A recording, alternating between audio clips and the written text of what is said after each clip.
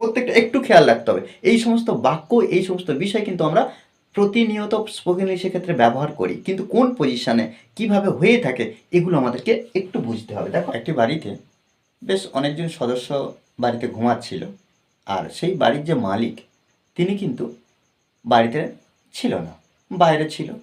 হুম বাড়ির মালিক একটু রাত হয়ে গিয়েছে, তখন এসেছে। এসে দরজা বন্ধ ছিল। কিন্তু মালিক রেগে গিয়েছে যে আমি বাইরে আছি, তবু দরজা কেন বন্ধ করলো, দরজা কেন বন্ধ আছে, আমি এতক্ষণ অপেক্ষা করেছি। বাড়ির ছেলেটি সে উঠে সঙ্গে সঙ্গে দরজাটি খুলল। খুলে যখন বাবা জিজ্ঞাসা করছে, বাড়ির যে মালিক তিনি জিজ্ঞাসা করছে যে দরজা কে বন্ধ করলো, তখন ছেলেটি বলছে যে সে এড়িয়ে যাচ্ছে, সে বলছে না যে আমি বন্ধ করেছি বা মা বন্ধ করেছে। কেন? কারণ বাবা অর্থাৎ বাড়ির মালিক তিনি কিন্তু রেগে যাবেন, তার উপরে ধমক দেবে, তিনি রেগে যাবেন। এই ভয়ে ছেলেটি বলছে তালাটি বন্ধ করা হয়েছে, দরজাটি বন্ধ করা হয়েছে। হ্যাঁ, এই যে বন্ধ করা হয়েছে, দরজাটি বন্ধ করা হয়েছে। দেখো, আমরা প্রত্যেকটা ইংরেজি বাক্য দেখি যেখানে যে সাবজেক্ট সে কিন্তু কিছু করে, কাজ করে, কিন্তু এখানে ছেলেটি কি বলল, দরজাটি বন্ধ করা হয়েছে। এখানে কি দরজা কি subject? No, it's not a subject, it's object. কেন?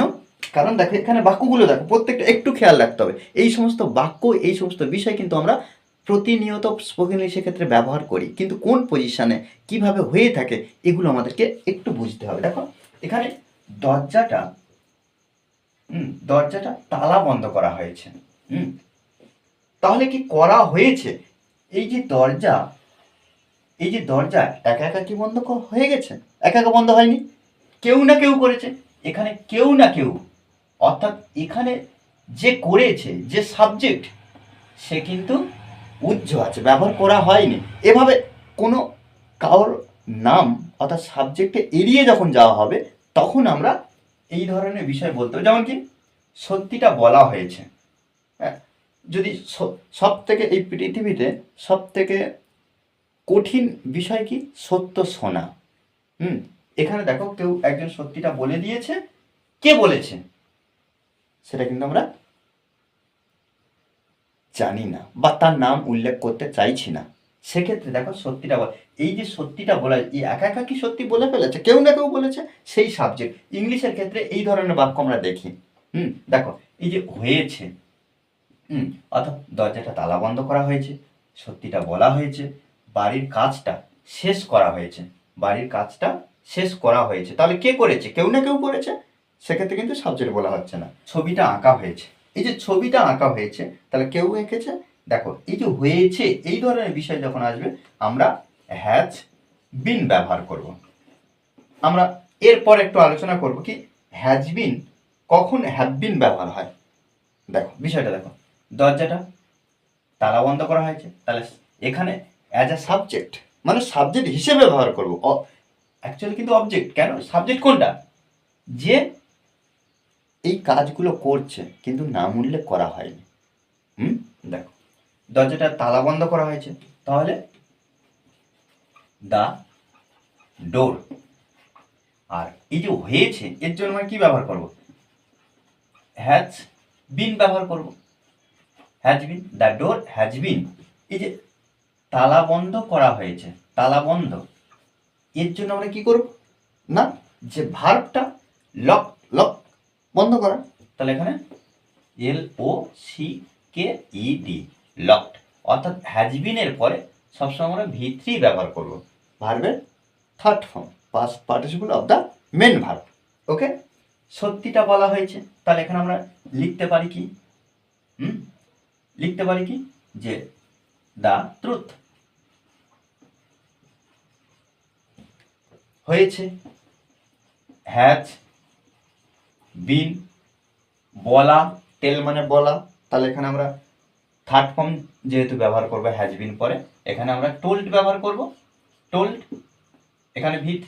এখানে আমরা কিন্তু লিখতে পারি যে কে বলেছে, তখন বাই দিয়ে, এই যেমন কি দরজাটা তালাবন্ধ করা হয়েছে তার দ্বারায়, তার দ্বারা।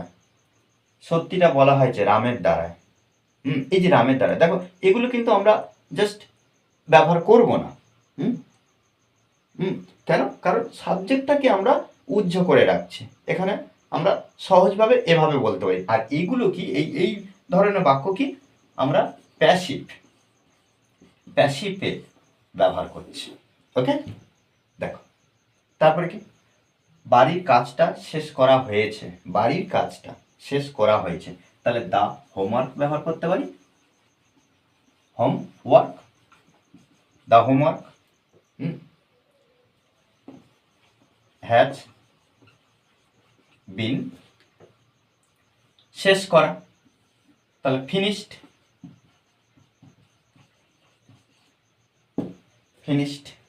ওকে, আর এখানে দেখো ছবিটা আঁকা হয়েছে, তাহলে এখানে দেখো ছবিটা আঁকা হয়েছে, দ্য পিকচার,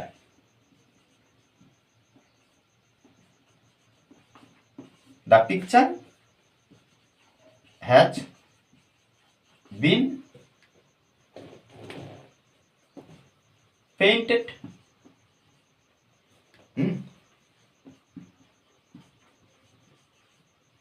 বা ড্র থেকে ড্রন ব্যবহার করতে পারি, ড্রন মানে আঁকা হয়ে গেছে, ড্র আঁকা। দেখো, বা পেইন্টেড ব্যবহার করতে পারি। ওকে, দেখো এভাবে কিন্তু আমাদের এই বিষয়গুলো কিন্তু একটু বুঝতে হবে, ছোট ছোট বিষয়, এই ছোট ছোট বিষয় কিন্তু আমাদেরকে একটু বুঝতে হবে, যেটা স্পোকেনে সেক্ষেত্রে ভেরি হেল্পফুল। ওকে, আর এই ধরনের ক্লাস অনবরত আমাদেরকে প্র্যাকটিস করতে হবে। আর আর এই ক্লাসটি যদি ভালো লাগে অবশ্যই লাইক কমেন্ট শেয়ার, আর যারা এখনো পর্যন্ত এই চ্যানেলটি সাবস্ক্রাইব করেননি তারা অবশ্যই চ্যানেলটি সাবস্ক্রাইব করে পাশে থাকবেন। Okay, thanks for watching this video.